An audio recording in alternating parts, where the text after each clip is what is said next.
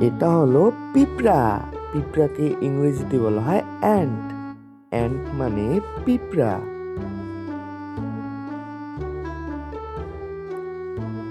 এটা হলো মৌমাছি।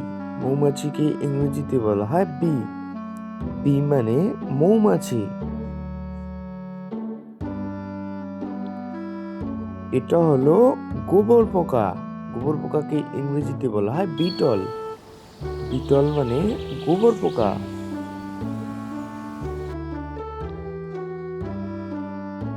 এটা হলো প্রজাপতি। প্রজাপতিকে ইংরেজিতে বলা হয় বাটারফ্লাই। বাটারফ্লাই মানে প্রজাপতি।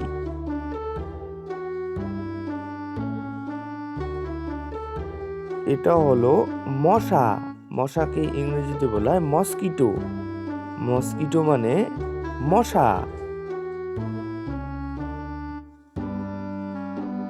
এটা হলো ফড়িং। ফড়িংকে ইংরেজিতে বলা হয় গ্রাসহপার। গ্রাসহপার মানে ফড়িং।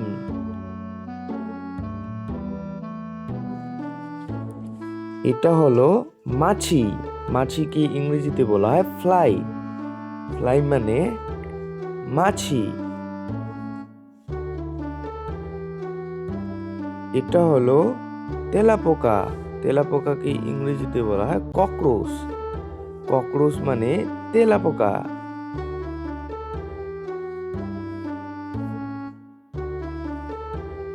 এটা হলো শুঁয়োপোকা। শুঁয়োপোকাকে ইংরেজিতে বলা হয় ক্যাটারপিলার। ক্যাটারপিলার মানে শুঁয়োপোকা। এটা হলো মাকড়সা। মাকড়সাকে ইংরেজিতে বলা হয় স্পাইডার। স্পাইডার মানে মাকড়সা।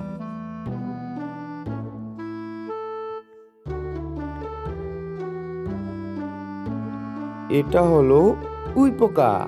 উইপোকাকে ইংরেজিতে বলা হয় টারমাইট। টারমাইট মানে উইপোকা।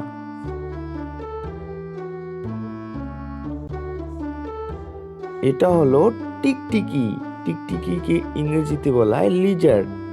লিজার্ড মানে টিকটিকি।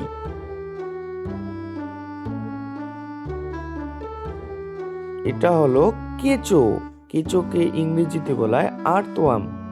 আর্থওয়ার্ম মানে কেঁচো।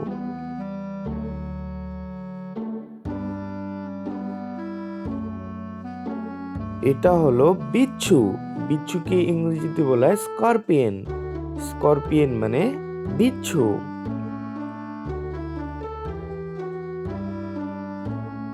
এটা হলো লাল পিঁপড়া। লাল পিঁপড়াকে ইংরেজিতে বলা হয় রেড অ্যান্ট। রেড অ্যান্ট মানে লাল পিঁপড়া।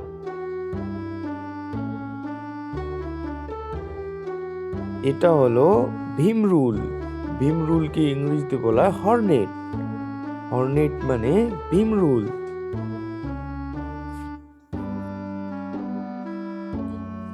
এটা হলো কেন্ন। কেন্নকে ইংরেজিতে বলা হয় সেন্টিপিড। সেন্টিপিড মানে কেন্ন।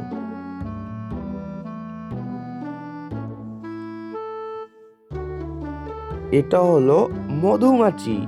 মধুমাছিকে ইংরেজিতে বলা হয় হানিবি। হানিবি মানে মধুমাছি।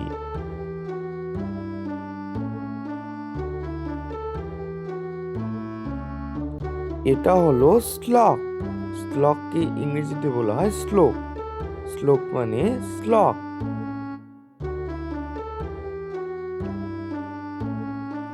এটা হলো বোলতা। বোলতাকে ইংরেজিতে বলা হয় ওয়াস্প। ওয়াস্প মানে বোলতা।